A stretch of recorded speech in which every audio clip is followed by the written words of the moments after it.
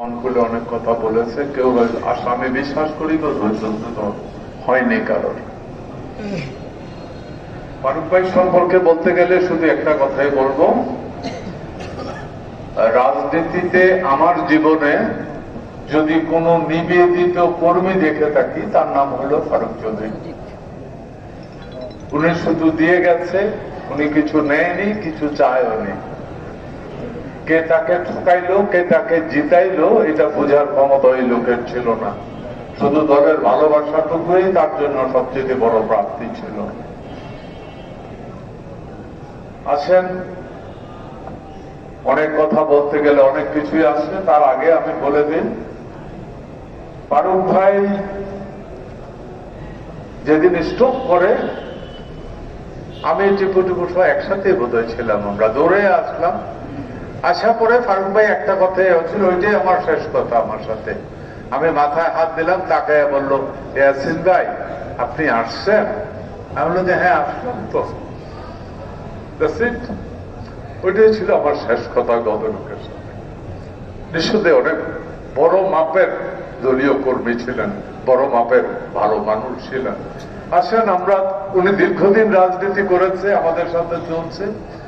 ওনার চলার পথে যদি ওনার আচার আচরণে আমরা কেউ যদি কোনো কারণে মনে কষ্ট পেয়ে থাকি, আল্লাহর রাস্তায় আসেন আমরা ওনাকে মাফ করে দেই। আসেন আমরা আল্লাহর রাস্তায় আজকে ওনাকে মাফ করে দেই। আসেন আমরা সবাই সৃষ্টিকর্তার কাছে, আল্লাহর কাছে দোয়া চাই।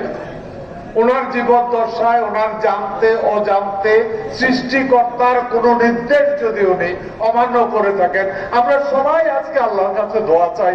আল্লাহ, আমরা সবাই তোমার কাছে দোয়া চাচ্ছি, তুমি যদি উনি কোনো ভুল করে দিছ, আল্লাহ তুমি তা মাফ করে দাও।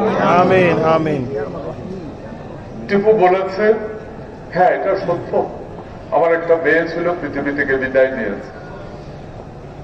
ফারুক ভাইয়ের মেয়েটা, এটা একটা সোনার মেয়ে। ওনার যেদিন অসুস্থ হয় ওই দিনে আমি মেয়েটাকে প্রথম দেখি, তার আগে দেখিনি। আমি বুঝলাম যে এটা ওনার মেয়ে। আমি বললাম, মারে তুমি কি ওনার মেয়ে? বলে হ্যাঁ কাকা। তারপরে অনেক কিছু। আমি শুধু অতটুকু বলবো, টিপু আবু এরা সবাই আছে, আমি ধন্যবাদ জানাচ্ছি তোমাদের এই উদারতাকে। আমি আজকে থেকে, আমার তো মেয়ে নাই, যদি ওর ফ্যামিলির কোনো আপত্তি না থাকে আমি ওই মেয়েকে আমার মেয়ে হিসেবে নিয়ে নিলাম। আপনারা সবাই দোয়া করেন এই ভদ্রলোকের জন্য, মনোমের জন্য। নিঃসন্দেহে অনেক অনেক উঁচু মাপের একজন দলীয় কর্মী ছিলেন। এইরকম দলীয় কর্মী লাখে একজন পাওয়া যাবে কিনা আমি সন্দেহান, আমি রিয়েলি সন্দেহান। আসেন সবাই দোয়া করি, আমরা নিজেরা নিজেদেরকে দোয়া করি, যে কয়দিন বেঁচে থাকি এই কয়দিন যেন হক হালালি জীবন যাপন করার তৌফিক যেন আল্লাহ সবাইকে দেয়।